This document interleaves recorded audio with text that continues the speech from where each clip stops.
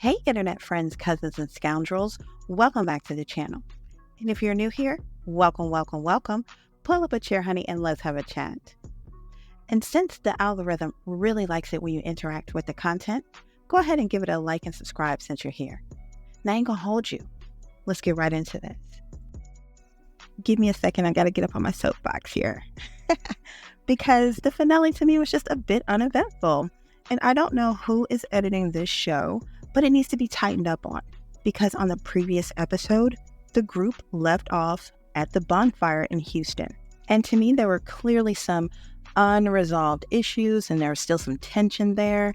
And as a viewer, I would have liked to see, the discussions surrounding what they all thought about that counseling session, either on their ride to the home from the counseling session and, as far as Kiki and Courtney and Stormy were concerned, what they thought about it, because they were also in a different house. So it would have been nice to kind of see those two different discussions taking place, right? We didn't even get a packing up to return home scene in this episode. So it feels a little bit disjointed and it feels like there's shit missing from this episode. It feels like a lot is missing, actually.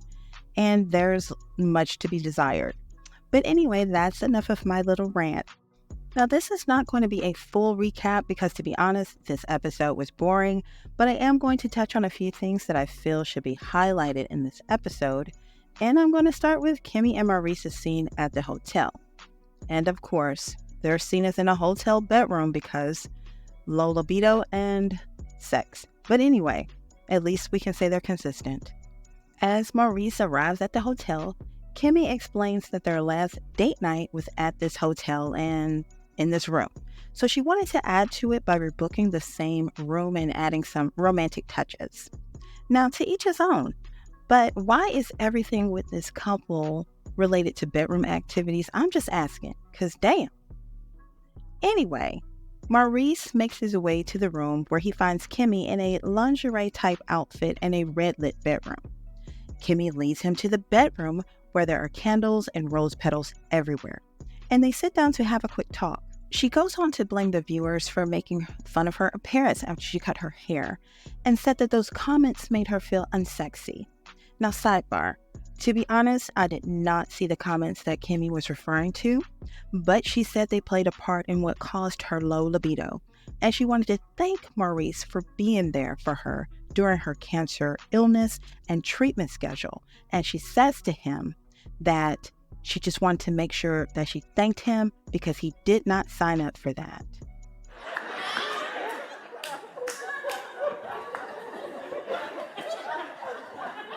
I'm so damn confused. Hell, me too, Steve. Not only was I confused, but I was honestly disturbed that Kimmy didn't know that Maurice signed up to be there for better or for worse, in sickness and in health.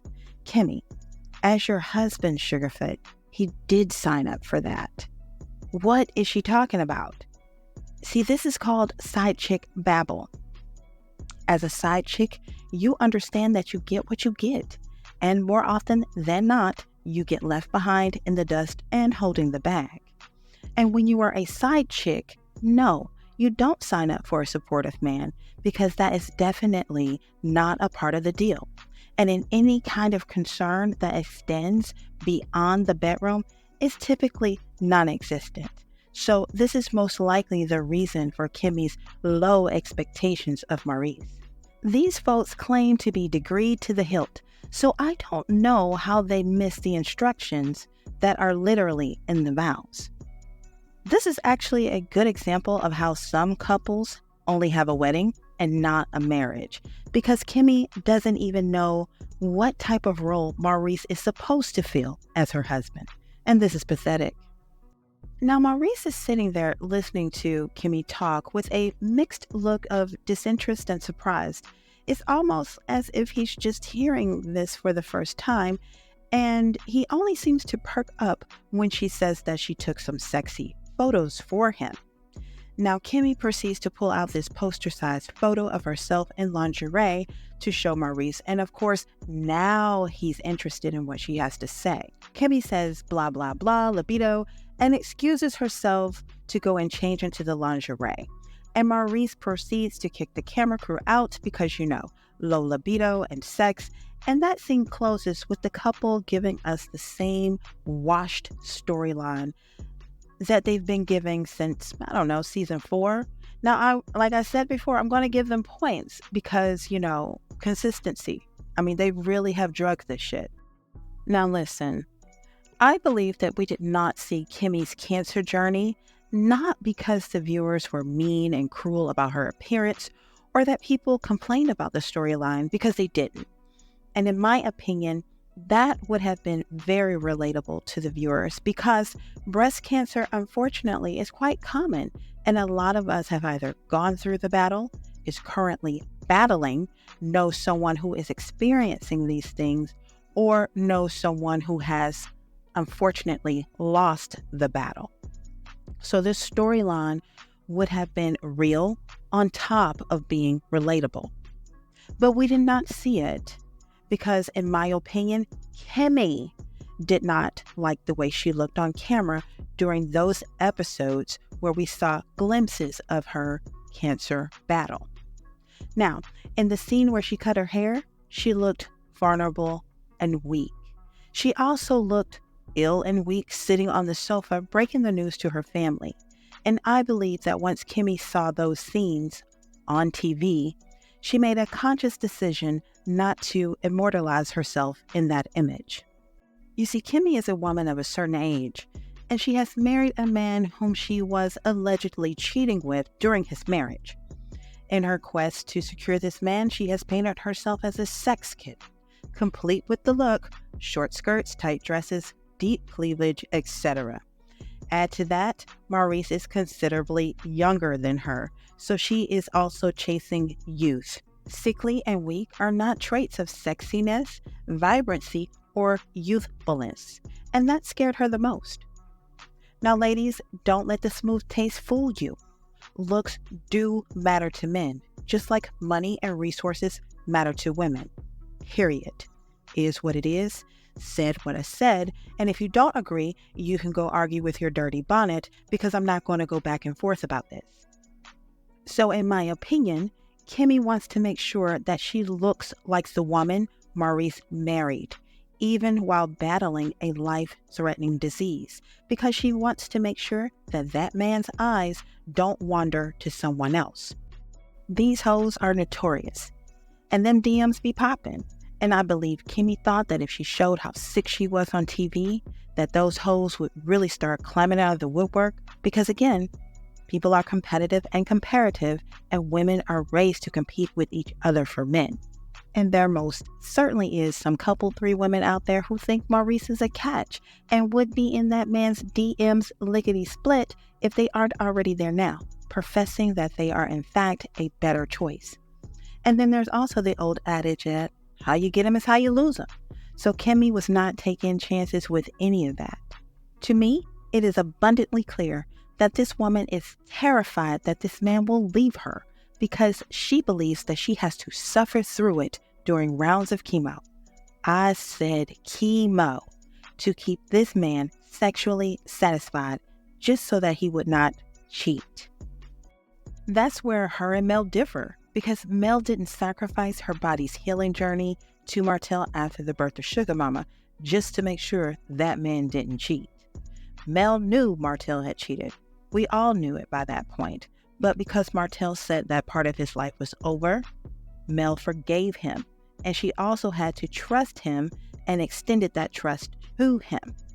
You see, Mel understood the assignment, and that was Martell, as her husband, was supposed to be patient, supportive, and understanding of her situation during that time, and put his sexual desires on the back burner until she was able to resume those wifely duties.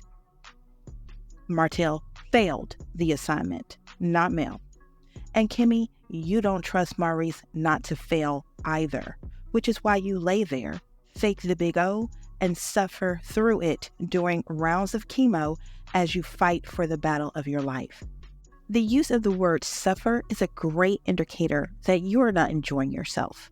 And we have that word because Maurice used it to describe what you were doing. So he knows full well that you are not enjoying yourself, and he doesn't care. Ouch.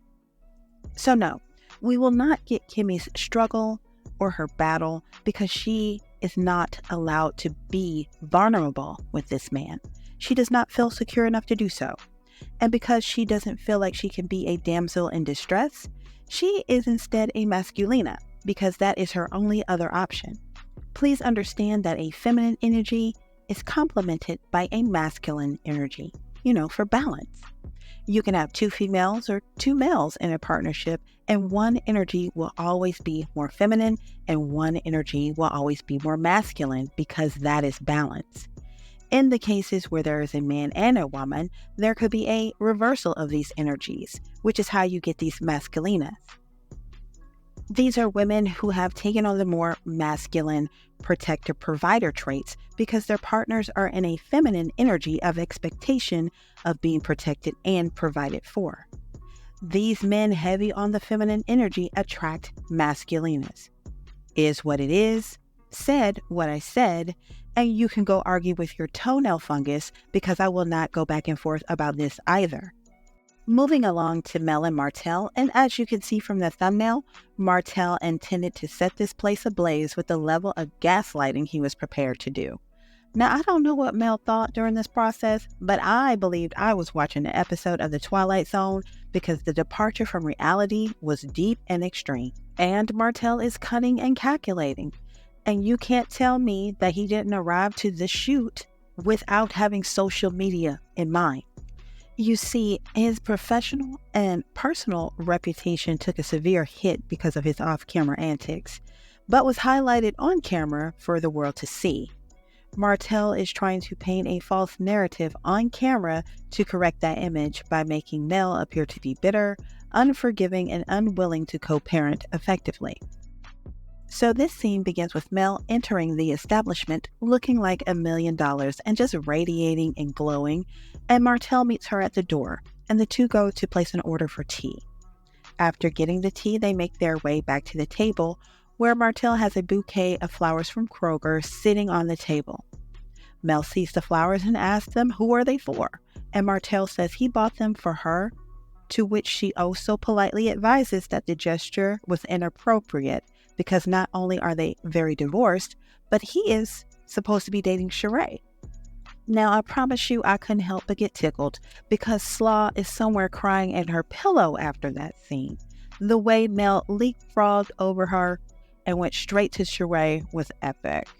And Mel is not wrong for doing so because Martell has not ever publicly claimed Slaw as anything other than his baby mama. And the fact is that he didn't even trust that she was carrying his child to begin with and needed a DNA test to confirm it before extending the title of baby mama to her. I'm talking pitiful. But the icing on the cake was when Martell also confirmed once again that Slaw, you are non-motherfucking factor, bitch. When he corrected Mel and said that he wasn't dating anyone and that he is single. Lord, somebody please go check on Slaw. Anyway, Mel advises that she is in fact dating and she would not be accepting those flowers, and Martell looks like he had just swallowed his damn coffee cup and wanted to cry. But I don't understand his reaction because he just got finished screaming to the top of his lung that Mel was a cheater in Houston, and he went hard driving home the point that when they separated, she immediately began seeing other people. So why would she not date as a single woman? Why would you not assume that this beautiful woman was not already spoken for? That's weird. This weirdo gets into the confessional to say that Mel was being negative. But where? Because she's dating and not interested in receiving your grocery store flowers? He said that she is not focused on things that would help them move forward. By doing what, Martell? Living in delusion with your ass? Get them out of here. Mel said give them to the kids and tell them they are from her. Mel is not here for your games, Martell, and it shows. Martell then goes on to say that he wanted to stay in a good place with her for co-parenting, and he even laughed when he said that because he knew he was lying and Mel wasn't feeding into the bullshit. I feel like in this scene we actually got a glimpse of how Martell talks to Slaw and how he will say things to make her disbelieve her lying eyes, and the things that she knows are truths. He then goes on to say that Chris told him that she didn't feel protected in their marriage.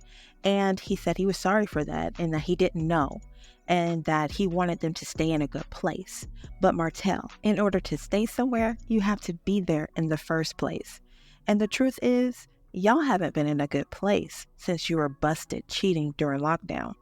Martell goes on to say that he wanted her to take her guard down, but no, because Martell, you have proven yourself to be a threat, and Mel needs to keep her guard up and her head on a swivel because you are constantly plotting and planning mayhem and destruction against this woman. And for the life of me, I can't understand why Martell doesn't see this woman is covered. And no matter how many weapons he and his concubine form, none of them are going to prosper. So he should just stop now while he's behind. Mel stops to put some water on his gaslighting ass and sets the record straight because she peeped what Martell was doing. She quickly let it be known that they don't talk, they text, and it's only about the kids, that they are not in a good place. And she said that he was an agent of chaos that has not grown up. Then Martell says that his hope is that they can stay in a place of peace. And Mel had to correct his ass once again to let him know that they were not in a place of peace and that they will not be in a place of peace.